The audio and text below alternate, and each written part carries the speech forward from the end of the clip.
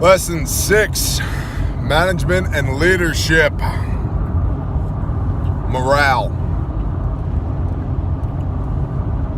I did a job in South Texas on the Kennedy Ranch wind turbine job down there in the Gulf of Mexico. There were 615 field personnel, and we were working 12-hour shifts, 7 days a week. And I had a guy, his nickname was Squidge. Little 5 foot tall, 3 foot wide, just always happy, always in a good mood. And I made him my morale officer because you couldn't help but look at him and smile. It was impossible to be in a bad mood when you were hanging out with him. And I literally gave him a truck, and the job site was 1,600 square miles, okay? It wasn't, it's, oh yeah, we got 4 city blocks over here working. Wow, big job. 1,600 square miles.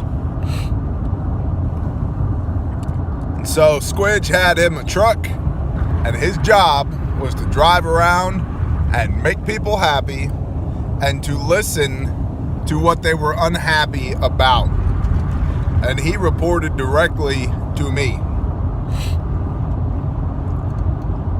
I was not, and I am not, in a position to hear everybody's gripes all the time about everything. I don't, if you're out of 3/8 lock washers, I don't want to know about it. That should be handled way before it ever gets to me. But if your daughter's recital is coming up and you haven't been home in 3 months and you don't have any PTO, but you really want to be there, we'll see if we can make something happen, okay? Because morale is infectious. Good morale equals great productivity, okay? And when you look out for your people, they look out for you. Getting back to ownership, they take ownership in the company. They have a vested interest in the success of the project or the business or the endeavor, whatever you're engaged in. When you bring people in to work alongside you or work underneath your wing, work at your direction, the more of a vested interest they have, the higher the likelihood of success is. And keeping morale high as possible helps with that.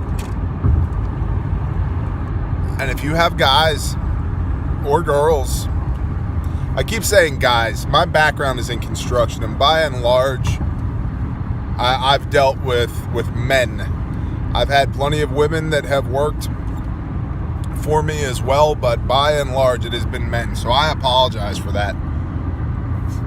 But if you have people that have poor attitudes, and attitude is probably the number one thing that I'm looking at for a potential hire.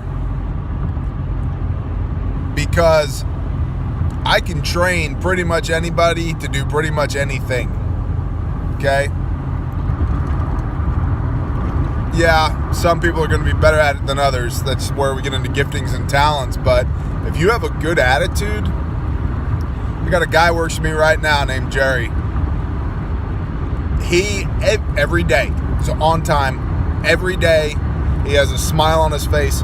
Every day, he's always willing to crack a joke with you. Every day. Jerry, can you work late tonight? Yes, sir, not a problem. Hey, man, we're really behind. Are you available Saturday? Whatever you need, boss. Awesome. And it just, an infectiously awesome attitude, right? Brings other people up to his level. I want that. Jerry, when he came to us, couldn't read a tape measure, didn't know anything about what we do. And Jerry has been here over a year and has grown into a phenomenal employee. And I'm willing to take a year and spend it on that person because they have the proper attitude.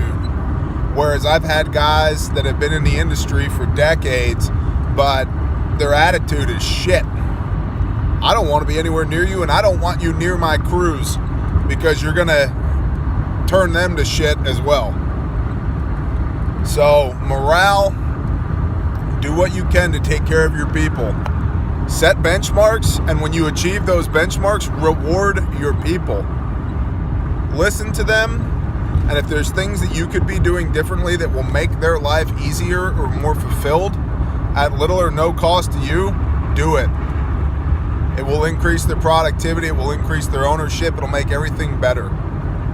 Okay? And just bad attitudes, cut them out like cancer. Get rid of it. You cannot have it. You cannot survive it. One person with a bad attitude, you give them enough time, will ruin your organization. Just absolutely will.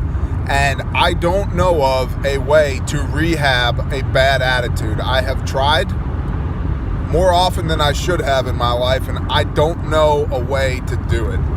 It's possible that it's out there, but for me, it's not worth the exposure of the compilation of all my effort and the team's effort and everybody's blood, sweat, and tears, literal in what we do, blood, sweat, and tears on a project or a company that we're building, to have one person come in and ruin it because they have a poor attitude.